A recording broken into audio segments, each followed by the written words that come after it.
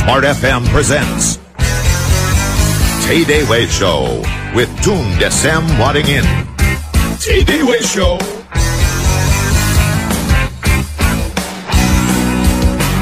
Selamat pagi Indonesia, selamat pagi Smart Listener, salam dahsyat buat Anda semua yang bergabung bersama kami di Smart FM Network pagi ini. Senang rasanya saya Alina Wahamel kembali bisa menyapa Anda, menemani perjalanan Anda menuju aktivitas Anda pagi ini. Hari Kamis tanggal 3 Oktober 2013, semoga pagi yang selalu luar biasa buat Anda, tentunya bersama kami di TDW Show pagi ini. Seperti biasa saya bersama dengan Pak Tung Desem Wadding In yang sudah bersama saya di studio Smart FM pagi ini, langsung dengan posturnya yang tinggi menjulang. Saya sempat kaget tadi pas masuk pintu ya. Waduh, ngeri, tambah tinggi aja nih Pak Tung. Apa kabar Pak Tung? Tambah panjang. Kabarnya dahsyat luar biasa. Yes. Tambah panjang ya Pak Tung ya. Salam dahsyat Pak Tung. Yes. Gimana, sudah puas jalan-jalannya ya? Ya, puas keliling Indonesia terus nih. Pantesan tambah panjang gitu ya. Iya. Saya dari dulu pengen panjang, nggak panjang-panjang gitu, malah tarik. Per kali, Iya. tarik gitu ya. Yes. Oke, Pak Tung, mudah-mudahan pagi ini juga Smart Listener yang sudah lama merindukan, pengen berinteraksi dengan Pak Tung gitu ya, bisa langsung bergabung bersama kita dalam TDW Show. Anda nanti bisa langsung telepon kami di 021 398 33888 dan juga di 0812 11 12 959. Dan Anda juga bisa follow Twitter kami di @radiosmartfm dan juga follow Twitternya Pak Tung di @tungdw. Oke, Pak Tung. Yes. Question of your life. Itu adalah topik kita pagi ini. Ya, betul. Pertanyaan-pertanyaan yang sering kali kita tanyakan pada diri sendiri tentang hidup. Widih. Bukan sering. Yang Apa? kalau ditanyakan kepada hidup kita berubah. Pernah nggak sih kita nanya yang seperti itu gitu? Pernah nggak punya pertanyaan tentang hidup Yang gitu merubah ya? hidup kita. Yang merubah hidup kita. Silakan Pak Tung. Pertanyaan seperti apa yang pernah merubah hidup Pak Tung, dan pertanyaan seperti apa yang bisa merubah hidup kita sebenarnya?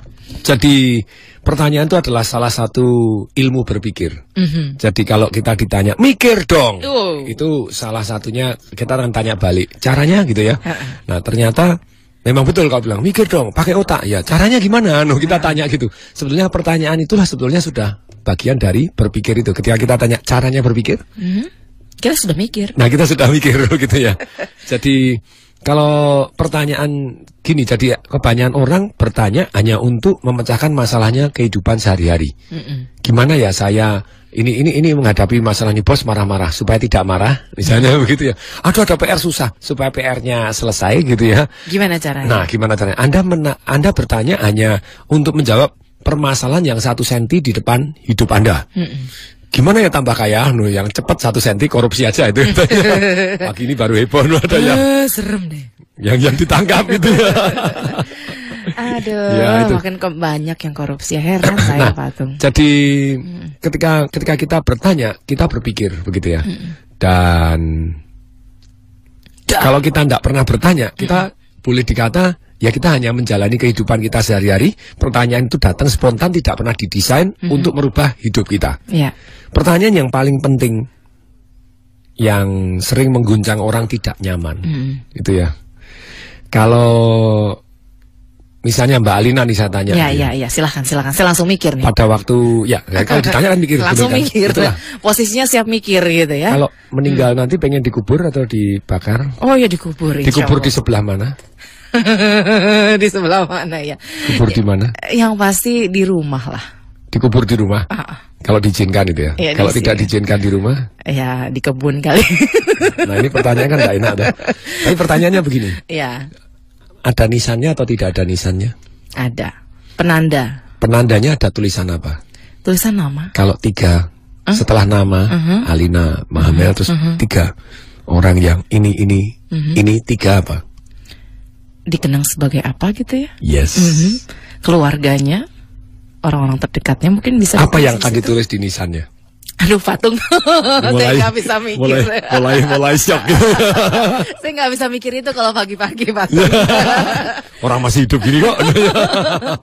Tapi apa maksud dari Pak Tung menanyakan hal-hal seperti itu? Supaya shock ini wajahnya sudah pucat pasi. Sudah merah nih wajahnya nih. Merah pucat pasi loh, kok merah pucat pasi. Bersemu ya kan? Nah, gimana? Jadi dengan pertanyaan ini pertanyaan yang seringkali mengguncang hidup kita ya. apa sih yang Anda mau ditempel di sana? Yang kalau ada orang baca itu, oh ya, this is Mbak Alina itu ya. Itu versinya Stephen R. Covey itu very good juga, yang namanya Start from the End. Maksudnya? Anda ingin dikenang seperti apa? Kalau ini lebih dalam lagi karena kita mulai masuk ke 3 hal gitu ya. Yang apa sih gitu ya? Kalau dalam hidup ini kan kita punya banyak peran gitu ya. Jadi di dalam kehidupan ini peran kita sebagai istri, sebagai suami, sebagai anak, sebagai orang tua, sebagai anggota masyarakat, sebagai apa gitu ya. Ketika kita ditanya, kalau Anda meninggal di nisan Anda, kepengen ditulis seperti apa? Itu menandakan kita mulai berpikir dari yang akhir. What I really want in this life. Apa yang betul-betul kita inginkan dalam kehidupan ini. Bukan hanya sekedar nanti pada waktu pidato Anda mau dikubur tadi, teman Anda kan ngomong apa nih yang mewakili itu good juga. Tapi lebih dalam lagi, yang di nisan Anda pengen ditulisin apa. Kelihatannya nih para pendengar Smart Listener mulai bangun. Nih Patung mengawali pagi ini dengan satu pertanyaan yang langsung menohok gitu ya. Apa masuk ke jantung langsung tapi sebenarnya memang kita harus start at the end of our life gitu ya Pak. What you really want in this life untuk dikenang gitu ya sebagai apa? Kalau saya merasa, wah aku kok kurang ya kalau 1 gitu ya. Kalau 3 kurang, karena saya terbiasa biasanya 5 orang yang bijaksana, sehat, keluarganya harmonis, kaya raya dan ceria nih orang. Tapi kan itu nggak ditulis di nisan Patung. Iya, tapi sehat, kalau boleh, kaya raya, keluarga ceria. Ya ini gitu orang yang menjalani hidup dengan ini gitu ya, pada waktu hidup semasa hidupnya. Atau Anda dikenal sebagai, oh ini adalah tangan Tuhan. Silakan gitu ya untuk kebaikan di dunia. Joseph. Ini adalah yang Bapak memerdekakan bangsa Afrika misalnya begitu ya. Keren ya, cool banget ya. Itu kan keren banget toh. Orang yang ketangkap KPK karena korupsi. Udah wassalam deh. Tapi jadi tentu saja one part of our life gitu ya. Apa yang Anda yang inginkan? Misalnya, oh ya, saya kepengen kalau misalnya 3 hal yang paling dikenal misalnya, oh, saya adalah bapak teladan. Suami yang dahsyat siang dan malam misalnya gitu. Anak yang berbakti apa yang buat you really want in this life. Saran saya masukkan ke dalam peran-peran kita di dalam kehidupan kita. Kalau kita boleh tulis ke bawah begitu ya. Jadi sebelum meninggal tadi itu ya, mestinya kan kita ada hal-hal yang gini, kalau kita tidak mulai dari akhir, otak kita selalu sibuk untuk hari ini minum apa ya, pakai baju warnanya apa ya, pakai sepatu yang mana ya, atau hari ini korupsi di mana ya. Nggak ilah, lagi ngetren ini Mbak Alina dari pagi lagi geger terus nih, ada yang setengah dewa ditangkap gitu ya. Oke, soalnya ada penegak hukum yang ditangkap oleh KPK gitu kan. Iya. Ini kan memprihatinkan gitu Patung. Ini pertanyaannya kira-kira ketuanya lagi gitu ya. Ya kan? Nah menurut Patung, ketika kita memulai dengan pertanyaan dari apa sih yang kita inginkan, benar-benar kita inginkan dalam hidup gitu ya. Tadi Patung bilang mulailah dari akhir ya, atau nisannya mau ditulisin apa gitu. Nisannya pengen ditulisin apa gitu ya. Tapi pernah nggak sih kita terpikir hal-hal seperti itu Patung? Jangan-jangan boro-boro untuk berpikir tentang hal itu pun barangkali belum sampai ke sana gitu Patung. Makanya hari ini saya tanya loh. Makanya dicuil hari ini gitu ya. Ditoel udah mulai mau nangis nih Mbak Alina. Oke, what do you really want in life gitu ya? Apa sih yang kita inginkan dalam hidup? Sungguh-sungguh yang Anda inginkan apa? Jadi pertanyaan-pertanyaan yang perlu kita pertanyakan. Terus kemudian ketika kita tahu, yes, saya ingin istilahnya nisan saya ditulisin seperti itu, saya ingin pidatonya nanti orang yang, tapi kalau bisa nanti ya, kalau bisa itu haknya Tuhan, tapi kalau kita boleh minta nanti gitu ya. Jadi Mbak Alina terus Smart Listener doakan saya panjang umur, amin. Amin. Demikian juga Mbak Alina dan Smart Listener saya doakan lebih panjang lagi umurnya. Amin. Tapi kembali lagi dengan orang itu percaya atau tidak bahwa manusia itu overconfidence. Overconfidence tentang beberapa hal. Satu yang paling overconfidence itu tentang penilaian terhadap dirinya sendiri gitu ya. Ketika orang diangket, misalnya dalam satu kelas atau di dalam rata-rata, Anda termasuk top berapa dalam orang yang seusia Anda gitu ya. biasanya yang ngaku top 10% gitu ya. Terbaik, terhebat 10%. Itu sekitar 70% orang gitu ya. 70% orang ngaku bahwa dia top 10% ya, enggak mungkin lah gitu ya. Bahwa Anda menarik, top 60% orang mengaku lebih termasuk top 20% gitu ya. Tapi itu kan menurut kita sendiri ya, gitu jadi kan? kita overrated terhadap diri kita overrated, sendiri. Iya. Jadi itu yang kedua, bahwa mereka itu yang menilai terlalu banyak itu tentang kemampuan dia take control di dalam kehidupan. Oke, kemampuan take control. Kita tuh manusia sangat vulnerability, sangat istilahnya Tuhan ngomong selesai gitu ya. Truly selesai. Itu yang saya baca kisah hidupnya Steve Jobs. Jadi ketika dia kena kanker gitu ya, terus kemudian dia baru sadar bahwa manusia ini betapa lemahnya ya. Dia tidak bisa take control too much walaupun dengan duitnya yang sekian puluh miliar US dollar itu. Baik. Oke, sampai di sini dulu Patung ya. Question of your life. Pertanyaan tentang hidup yang merubah hidup kita. Itu pertanyaan yang seperti apa? Dan bagaimana kita bisa sampai berpikir tentang pertanyaan itu gitu kan Patung ya. Patung bilang tadi ketika ada satu pertanyaan maka kita memulai proses berpikir dalam diri kita. Gitu kan ya Patung ya. Nanti kita akan lanjutkan kembali. Sementara kalau misalnya Anda punya pertanyaan, ini bikin Patung mikir gitu kan. Kalau Anda punya pertanyaan terhadap diri sendiri, Anda mikir sendiri gitu kan. Tapi kalau Anda tanyain ke Patung, berarti Patung yang mikir gitu kan.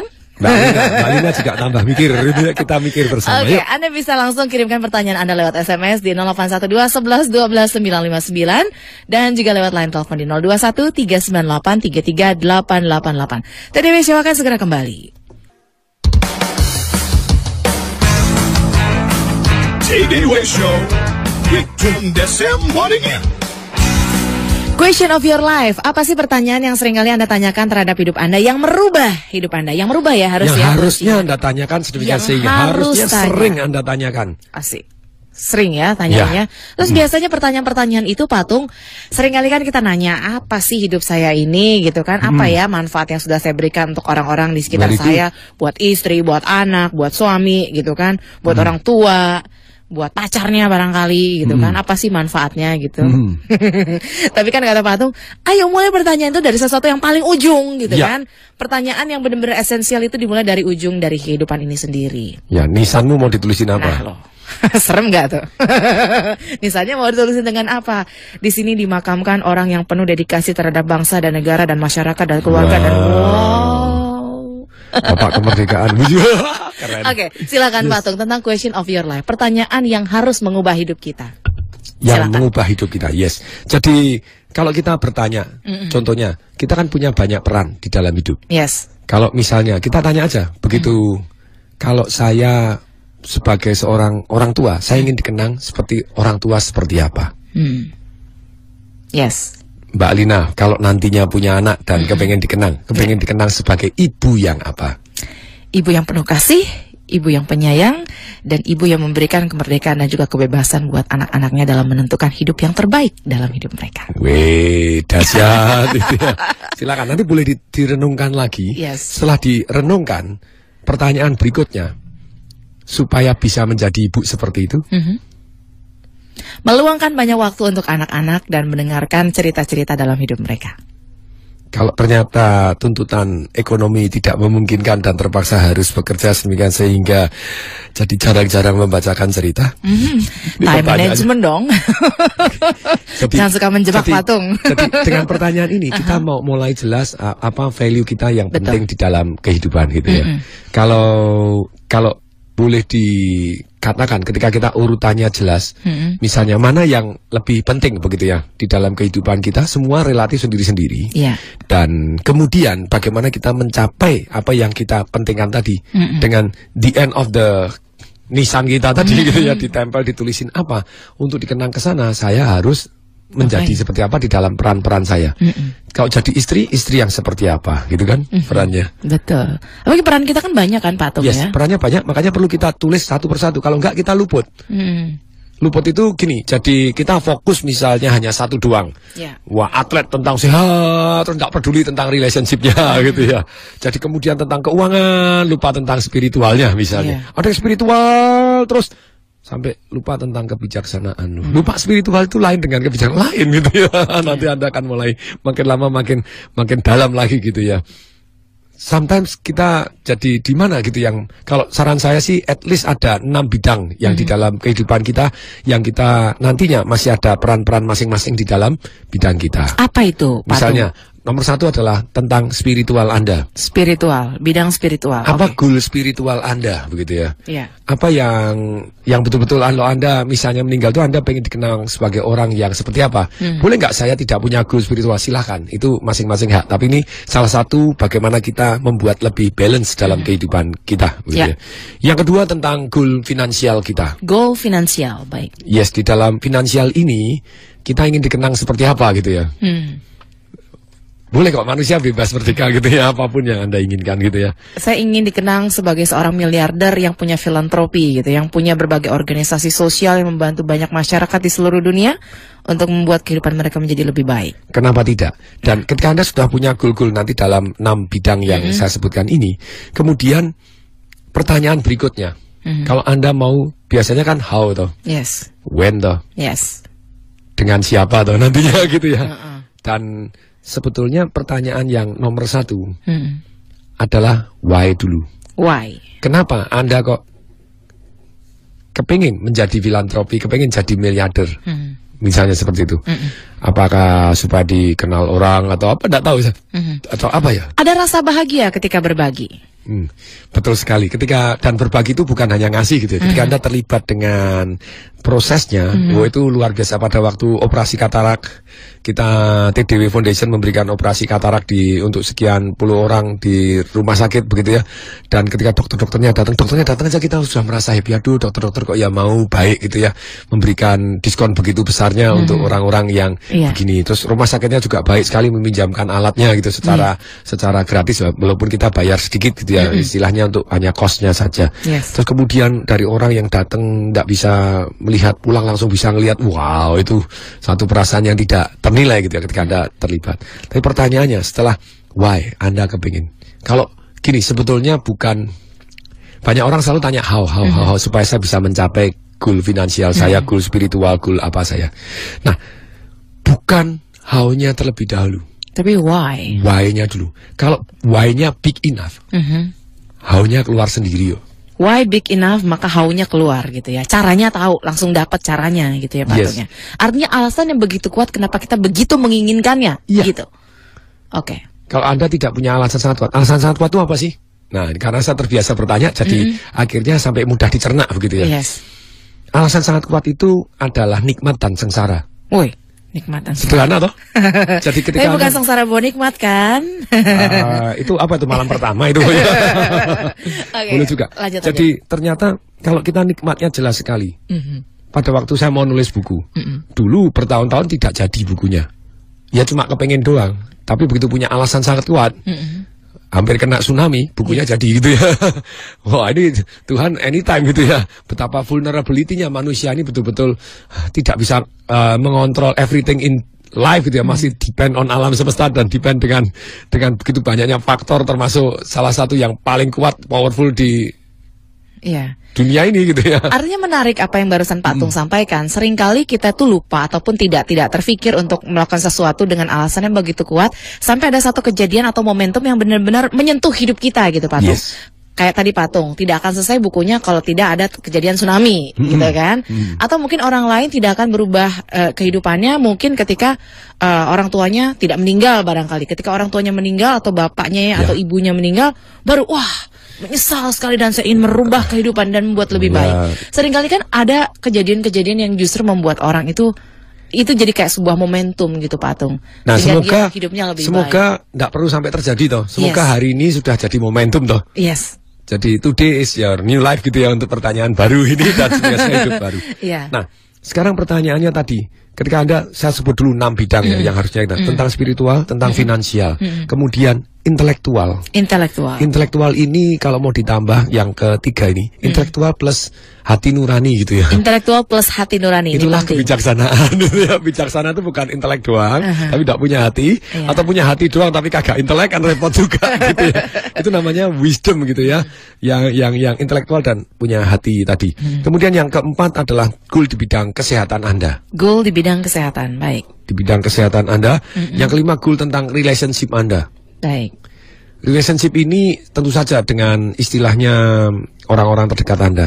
Yang keenam, goal sosial Anda. Goal sosial, baik. Goal sosial Anda dalam hidup-hidup ini, Anda kepengen dikenal sebagai apa kayak tadi. Nah, semakin tentu saja semakin detail, semakin Anda akan lebih mudah untuk mendapatkannya begitu.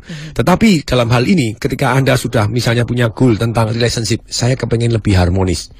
Pertanyaannya, bagaimana saya bisa tahu? Kayak tadi misalnya Mbak Alina punya goal tentang spiritual. Oh, saya kepengen jadi finansial juga, miliarder yang filantropis misalnya gitu.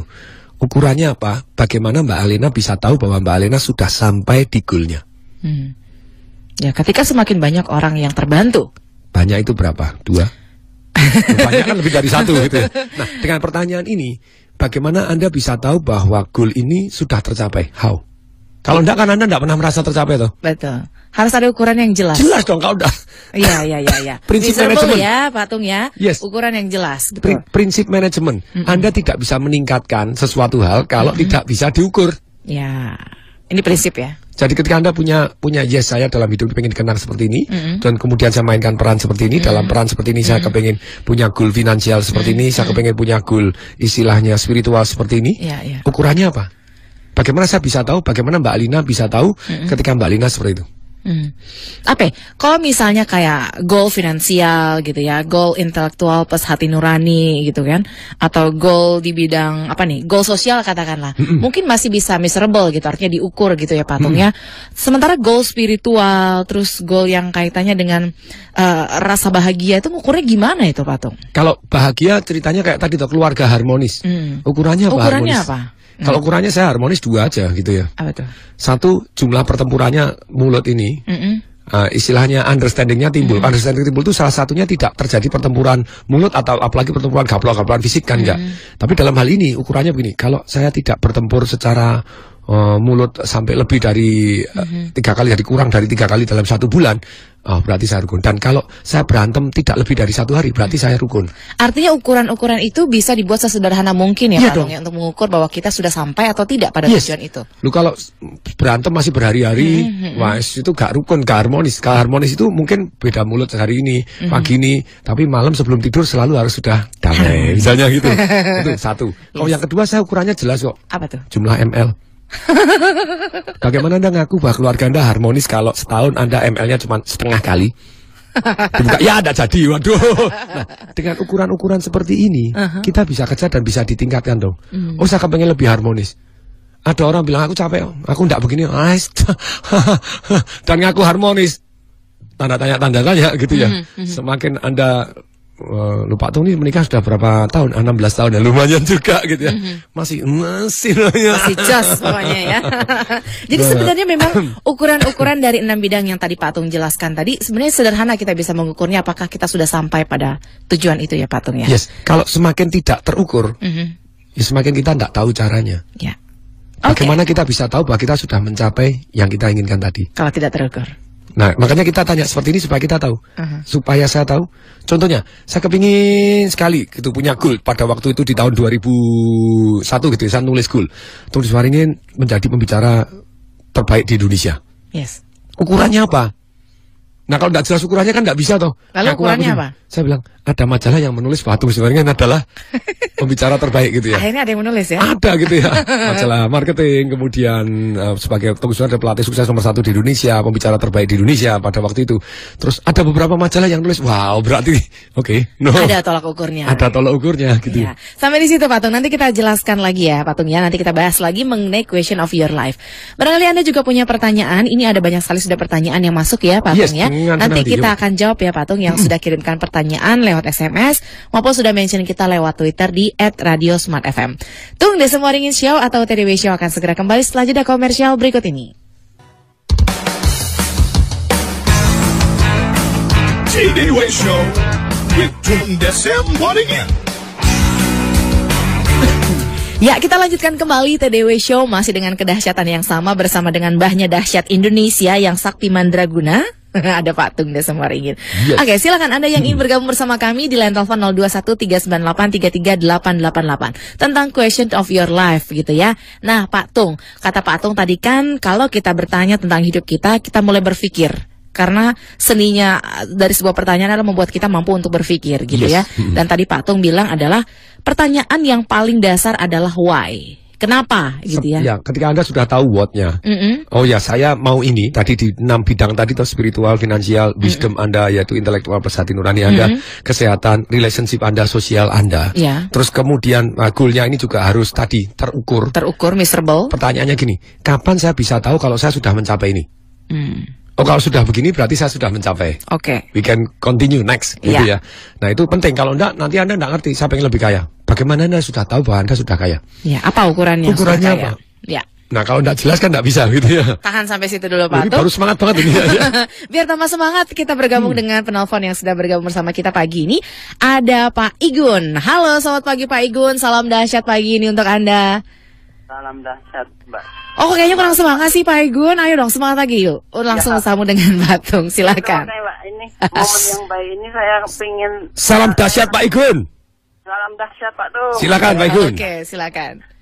Saya sudah mendapatkan banyak inspirasi dari Pak Tung, mulai dari hidup ini nggak ada istilah gagal, yang ada sukses atau belajar. Wow. Terus ada lagi yang kalau kita lahir di tengah-tengah keluarga yang miskin, itu bukan salah kita, tapi kalau kita mati itu adalah salah kita. Mati miskin itu salah kita. Nah, dalam kali ini Pak, saya minta mohon kira-kira apa definisi yang powerful yang sebenarnya biar kita tuh semangat tuh terjaga. Bagi Pak Tung mendefinisikan hidup ini dengan mendefinisikan hidup yang powerful itu kira-kira apa? Dan di antara banyak definisi seperti hidup ini rangkaian tanggung jawab, hidup ini pelayanan. Kira-kira bagi Pak Tung satu kata atau beberapa kata yang sangat dahsyat bisa powerful, bisa membuat semangat tiap hari lebih terjaga, gimana Pak mendefinisikan hidup bagi Pak Tung? Oke, luar biasa. Pertanyaan yang mendasar ini juga gitu. Hidup itu apa? Hidup yang powerful itu seperti apa? Silakan Pak. Kalau orang memilih hidupnya definisinya salah, hasilnya salah. Hidup adalah penuh perjuangan. Wah, saya lihat pasti orang ini pasti akan penuh perjuangan. Tergantung bagaimana kita mendefinisikannya ya Pak Tung. Hidup adalah berkat ya, berarti kita berkat. Kalau definisi dari Tung Desem Waringin, hidup adalah memilih peran. Hidup adalah memilih peran. Dan untuk itu saya memilih peran yang dahsyat. Cocok. Di setiap aspek kehidupan saya. Asik. Saya mau jadi orang tua yang dahsyat, suami yang dahsyat, penyiar yang dahsyat gitu ya, pembicara yang dahsyat gitu ya, anggota masyarakat yang dahsyat. Minimal saya tahu bahwa saya bukan orang yang sempurna, tapi saya minimal harus di atas rata-rata gitu ya. Hidup ini adalah memilih peran. Dan saya akan memilih peran yang dahsyat. Dan memilih peran yang dahsyat. Kita ke penelpon berikutnya, ada Pak Aidil yang sudah bergabung bersama kita. Yes, silakan Pak Aidil. Halo, selamat pagi Pak Aidil. Salam dahsyat untuk Anda. Pagi Pak Tung. Salam dahsyat Pak Tung. Salam dahsyat Pak Aidil, silakan. Ya, Pak Tung. Dari yang diuraikan 6 goals tadi, alhamdulillah kan ada 3 atau 4 yang sudah selama ini saya buat. Ternyata dalam perjalanannya, dalam waktunya itu ternyata nggak semua bisa berjalan bareng, pasti ada yang dikorbankan Pak Tung. Yes. Karena kalau mau mencapai semuanya itu ideal, kok ternyata belum bisa, bukan nggak bisa, mungkin belum bisa, karena pasti harus berkorban di antaranya itu. Gimana Pak Tung ya mensiasatinya? Oke. Terima kasih Pak Aidil. Nah, kita ke penelpon berikutnya dulu ya Pak Tung ya. Ya sudah semangat mau jawab gitu. Banget sih ya. Ada Pak Habibi yang sudah bergabung di line telepon berikutnya. Ada Pak Habibi. Halo, salam dahsyat Pak Habibi. Salam dahsyat. Waduh, kalah saya sama dahsyatnya Pak Habibi. Silakan langsung dengan salam dahsyat Pak Habibi, silakan. Ya, sop janda Pak Tung. Waduh. Oh, sop janda. Maksudnya sop janda, sop Jawa Sunda, atau sop yang benar-benar punya janda? Kemarin saya seminar bareng dengan Pak Tung. Oke. Seminar apa itu Pak? Ya, Pak Tung, saya beruntung dikasih nama Habibi ya. Oh yes. Karena ini mengilhami saya mengikuti ya Presiden Habibi dulu. Oh yes. Saya sih mungkin lebih tepatnya mau sharing aja. Saya sih bercita-cita punya Habibi Institute Pak Tung. Wow. Yang bergerak di bidang organisasi nirlaba, fokusnya mau di pendidikan dan rumah sakit. Pendidikan dan rumah sakit. Saya terinspirasi kata-kata Pak Tung. Cita-cita boleh saja tidak masuk akal, tapi caranya harus masuk akal. Oh, keren. Kalau ketemu rencana yang masuk akal, cita-citanya mendadak jadi masuk akal gitu. Yes. Betul, ya. Saya profesi pertama dulu cleaning service, Pak Tung. Sekarang? Di sebuah apartemen di Simpruk, dan itu hampir seluruh 3 tower sudah pernah saya kencingi semua, Pak Tung. Wow. Sekarang? Kalau sekarang saya di Toyota, Pak Tung. Wow, oke. Nah, dalam waktu dekat, ini inspirasi juga dari Shop Janda, Pak Tung. Saya mau buka sama teman-teman namanya Shop Bugil. Waduh, apa itu Pak singkatannya, Pak? Bugil itu singkatan dari Bumen Gila. Karena saya asli dari Kebumen, Pak Tung. Oh. Termasuk yang cakep-cakep ya, cakep maksudnya. Nah, Very good. Nah, nanti yang terakhir Pak Tung, tolong di-invite BB saya, Pak Tung. Saya udah titip di operator, Pak Tung. Baik, terima kasih Pak Habibie. Salam dahsyat buat Pak Habibie. Terima kasih untuk teleponnya di TDW Show. Silakan komentarnya singkat, Pak Tung, sebelum kita jeda. Banyak komputer singkat. Nanti kita lanjutin lagi, Pak Tung. Tadi Pak Aidil tanya apa gitu? Gini. Pak Aidil tadi kan Pak Tung bilang, ini Pak Tung udah jelasin nih tentang tujuan-tujuan 6 tujuan itu kan. Nah, seringkali itu nggak bisa jalan secara berbarengan gitu ya. Ada satu yang mungkin jadi lebih, satunya kurang gitu, gimana? Jadi tentu saja ada beberapa yang memang harus kita tercapaikan terlebih dahulu. Misalnya bagaimana kita bisa istilahnya fokus kepada anak kita dan spiritual kita, terus kemudian kesehatan kita, relationship kita, sosial kita, orang keuangan juga kurang gitu. Nah, bagaimana menjadikan ini semuanya jalan bareng gitu, Pak Tung? Ada yang nggak ketinggalan gitu loh. Jalan bareng itu bukan pada waktu yang bersamaan, tetapi di dalam time frame yang bersamaan. Ini beda sekali. Maksudnya? Misalnya di dalam 1 bulan ini 6 hal ini sudah saya kerjakan. Oke.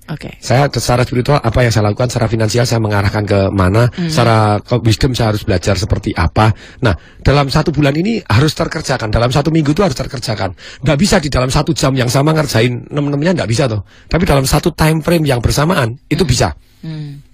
Itu jadi kalau Anda yang baca bukunya Stephen Covey itu bagus sekali. Put thing first. Yes. Think first. First thing first. Jadi yang penting ditaruh di penting itu tadi bagaimana dia ngasih contoh. Misalnya 1 hari anaknya dia perempuan baru punya anak baby, tapi dia kepengen berkarir, pengen gini, nggak bisa. Itu di dalam time frame-nya ini baru aja begitu punya anak, dia seluruh jiwa raga seorang ibu itu ya sudah pasti kepengen sekali memperhatikan anaknya. Ya sudah, jangan beban dulu ngurusi kantor, ngurusin aktivitas sosial yang lain. Artinya memang benar-benar sesuai dengan time frame-nya ya, Pak Tung, ya, masing-masing itu ya. Nggak bisa langsung jebret gitu, langsung gitu ya. Tapi kalau misalnya 10 tahun Anda cuma 1 doang ya kurang jos. Kalau bisa tuh di dalam 1 bulan sudah 6-6-nya terkerjakan gitu ya. 6-6-nya tapi bukan 1 jam terus terkerjakan semua, enggak. Tapi dalam minggu ini saya mau menjadi orang tua, tentang relationship jadi orang tua. Oke, saya meluangkan anak, ngobrol dengan anak. Nemenin anak di sekolah, nemenin anak waktu lomba misalnya apa. Dan di minggu ini. Terus kemudian dengan istri saya, saya mau nonton film berdua nih. Tak pegang tangannya, tak cium curi-curi. Iya. Gitu ya. Walaupun sudah menikah lama kan boleh dong curi-curi yang ciumnya istri-istri sendiri istri gitu sendiri, ya. Bukan istri tetangga. Nah, kan bahaya kalau gitu ya. Demikian juga aktivitas sosial. Dalam minggu ini apa yang akan Anda lakukan gitu ya. Siaran radio termasuk bagian dari aktivitas sosial gitu. Kenapa tidak? Nah, kembali lagi ke Pak Adil bahwa kalau kita kepingin ceritanya lupa, mungkin enggak di dalam 1 waktu time frame yang satu beberapa tidak terkerjakan, enggak apa-apa. Tapi yang paling penting kan kita jadwalkan. Saya jadwalkan. Ketika saya tahu bahwa dalam banyak ini saya lebih ke urusan ke sosial, ke finansial, relationship saya tapi dalam hal contohnya anak saya sudah kelas 1 SMA. Ketika 1 kelas SMA, kelas besok tahun depan kelas 2, besok kelas 3. Setelah kelas 3 bisa jadi sekolah di luar negeri, I don't know begitu ya, atau sekolah di mana. Otomatis kemungkinan akan sudah waktunya, time-nya akan lebih pendek lagi. Untuk itu time frame saya mulai berubah. Jadi yang tentang finansial saya biarkan tetap harus dikerjakan, tetapi yang porsi untuk keluarga saya, untuk anak saya, khususnya yang besar ini harus saya buat lebih banyak. Termasuk libur berdua, pergi berdua doang dengan anak saya yang satu ini sebelum dia keluar negeri, supaya saya bisa bekali nilai-nilai. If something happen, dia pegang nilai-nilainya. Yang terakhir misalnya nilai kimia jelek dia, ya saya bekalin. Jelek kenapa? Enggak suka sama gurunya. Ketika enggak suka sama gurunya, saya bilang, kamu boleh tertekan atau tertantang kok. Ketika Anda dimusuhin sama gurunya, Anda boleh, aku jadi jelek. Loh, terbukti toh. Apalagi dilecehkan sama gurunya, ini goblok ini. Nah, kalau Anda malah enggak mau belajar, kan malah jadi goblok. Saya bilang, saya buktikan. Nah, ini kalimat yang dia pegang. Ya. Saya positif, berarti ketika dia stempel negatif, saya buktikan bahwa saya tidak negatif. Saya akan buktikan bahwa saya positif. Oke, sampai di situ Pak Tung ya. Artinya memang ada time frame-nya masing-masing untuk 6 bidang yang tadi Pak Tung sudah jelaskan gitu ya. Nanti kita lanjutkan kembali ya Pak Tung ya. Kita masih kita masih punya satu segmen lagi. Jangan khawatir Pak. Semangatnya masih bisa disalurkan di segmen terakhir. Jangan kemana-mana, tetap bergabung bersama kami dalam TDW Show. Kami akan segera kembali. TDW Show with Tung Desem Waddingin. Ya, jadikan pagi Anda selain penuh dengan makna dan juga penuh dengan keindahan, juga plus penuh dengan kedahsyatan dan kejosan, gitu ya. Karena saya tertular dengan Pak Tung yang selalu jos dan dahsyat setiap paginya. Oke, thank you banget buat Anda yang sudah kirimkan pertanyaan-pertanyaan lewat SMS maupun mention kami lewat Twitter, sudah retweet semua yang kami sampaikan di @radiosmartfm. Nah Pak Tung, ini ada pertanyaan dari Nurul di Medan. Pikiran apa sih yang harus kita miliki Pak Tung agar apa yang kita inginkan itu cepat terwujud, serta kita tetap fokus pada tujuan. Nah, terus gimana caranya Pak Tung?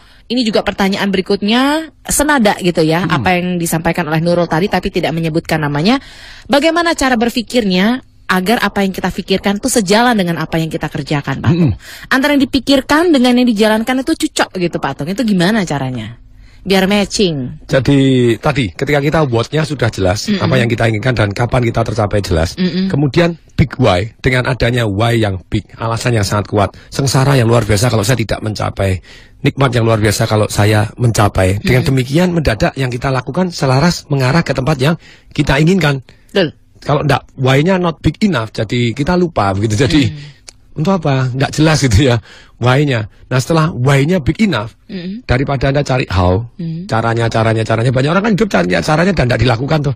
Karena dipikirin aja. Why-nya enggak besar gitu ya. Alasan sangat kuat. Tulis 30 alasan yang sangat kuat. 15 yang nikmatnya kalau Anda mencapai, kemudian sengsaranya kalau Anda tidak mencapai gitu ya. Tentu saja mencapai ini harus jelas kapannya, when-nya gitu ya. Tapi lebih dari itu, supaya Anda daripada cari how, Anda cari who yang sudah sukses lebih dahulu.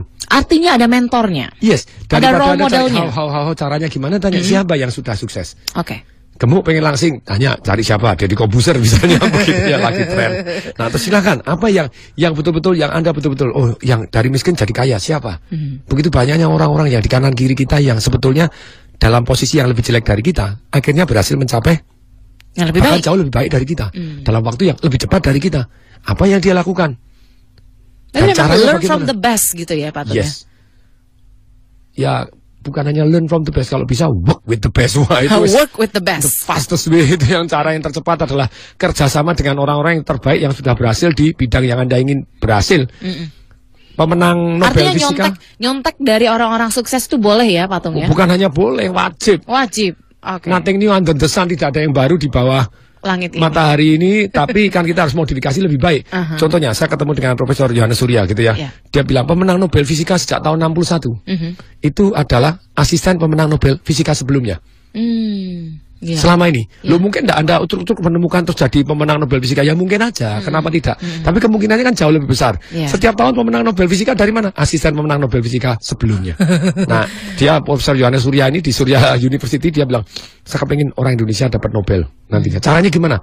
Yang pemenang Olimpiade magangkan ke pemenang Nobel fisika-fisika yang sebelum-sebelumnya gitu ya. Jadi akibatnya, wah, penemuan-penemuannya amati tiru modifikasi nanti lebih ATM gitu ya. Amati tiru modifikasi. Lebih baik lagi. Lebih jos lagi ya. Nah, jadi Anda supaya ngeril pertanyaannya, Anda tanya who, kemudian kalau bisa kerjasama dengan dia lebih even faster, nempel aja udah bahagia-bahagia banget. Anda akan learning something that very very fast. Dan tentu saja di dalam Anda tanya, setelah Anda tanya ya, Anda tanya lagi supaya Anda lebih supaya saya lebih cepat, supaya saya lebih baik untuk mencapai ini. Contohnya gini, dulu saya secara keuangan itu meledak sangat cepat gara-gara otak saya tanya secara keuangan. Bagaimana ya penghasilan setahun saya bisa saya dapatkan dalam 1 minggu? Bagaimana ya penghasilan setahun saya bisa dapatkan dalam 1 hari? Kok bisa berhari-hari terus-menerus gitu ya. Bagaimana penghasilan saya tadi menjadi rata-rata gitu ya. Luar biasa berkali-kali lipat tuh. Bagaimana penghasilan saya jadi 365 kali dari tahun sebelumnya. Itu kan orang edan gitu ya nanya. Setiap harinya berbeda begitu kan? Nah, kemudian bagaimana caranya untuk mencapai sana. Nah, cara yang terbaik adalah belajar dan kerjasama dengan orang yang sudah terbukti sukses di bidang yang Anda ingin sukses. Oke. Belajar dengan orang yang sudah terbukti suksesnya. Itu akan jauh lebih berhasil. Dan kita tidak mengidolakan orangnya, tapi mengidolakan caranya gitu ya. Karena orang tetap manusia biasa dan kena manusianya. Bisa jadi dia tidak konsisten. Waktu misalnya nobody's perfect ya. Nobody's perfect, tapi yang paling penting kan ajarannya yang bagus apa yang kita ambil aja. Tiru caranya, tapi jangan tiru kalau misalnya ada jelek-jeleknya. Ada jelek ya sudah. Oke. Yes. Nah, gimana nih caranya Pak Atung biar kita bisa work with the best, learn from the best? Cari orang-orang yang sudah terbukti berhasil. Contohnya ini, di dalam bidang misalnya sebagai orang tua. Sungguh sayang kita tidak belajar menjadi orang tua. Ketika saya belajar kepada Dr. Ernest Wong gitu ya, menjadi orang tua. Di Super Parent, saya baru tahu, oh jadi orang tua seperti itu toh. Caranya ngajak omongan tuh harus ada basa-basinya toh. Jadi kalau kita tanya anak kita, dari mana? Sekolah. Gimana sekolahnya? Baik. Temannya gimana? Baik. Gurunya gimana? Baik. Ada dua hal. Satu, dia tidak mau ngomong dengan Anda. Karena jawabannya singkat-singkat seperti itu. Yang kedua, dia jawabnya tidak pakai otak. Di apalan doang. Itu yang very big problem gitu ya. Tantangan yang sangat menantang. Nah, seminar Super Parent setahun cuman sekali ini. Ini untuk para orang tua gitu ya. Orang tua. Frame-nya kali ini untuk para orang tua. Oke. Yes. Atau yang baru menikah mau jadi orang tua juga. Penting nih. Ya, seminar cuma 2 hari doang, diajarkan oleh Dr. Ernest Wong gitu ya. Bagaimana kita ngajarkan anak-anak kita karakter dan kompetensi sehingga dia jauh kemungkinan sukses akan lebih besar pondasi-pondasinya. Bagaimana menjalin komunikasi kepada anak sehingga anak mau cerita apapun. Seru toh? Seru banget. Anak saya baru kelas 1 saya, papa aku di BB ini. Wah, ini dirayu sama cowok gini. Ya, mamanya langsung panik. Ini kapan nih Pak Atung untuk seminar bersama Pak Ernest Wong ini, Dr. Ernest Wong? Ini di Hotel Ciputra tanggal 12 sampai 13 Oktober. 12 dan 13 Oktober. Setahun cuma sekali ini doang. Hanya akhir pekan ini ya Pak Atung? Yes, 12 sampai 13 Oktober. Oke. Nah, kalau Anda harus keluar negeri itu harus bayar begitu banyaknya gitu ya. Bisa habis 20 juta tiket pesawatnya dan itu masih belum bayar seminarnya, hotelnya segala macam. Nah, Anda sekarang cukup 4.500.000.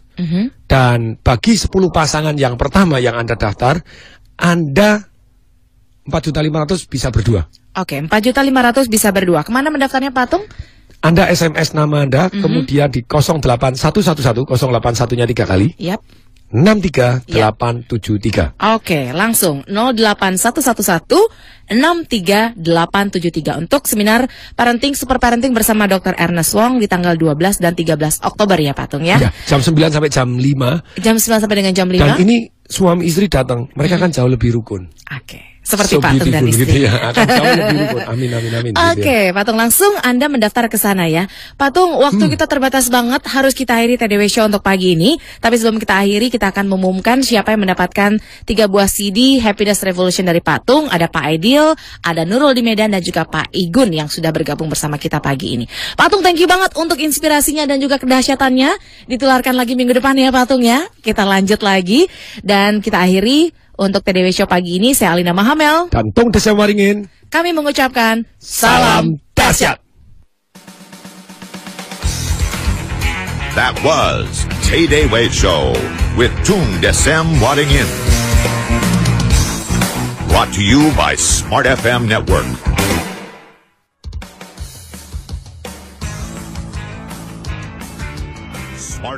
Terima kasih untuk menyimak sajian MDW Pro Radio. Jangan lupa untuk subscribe, like, share, and comment.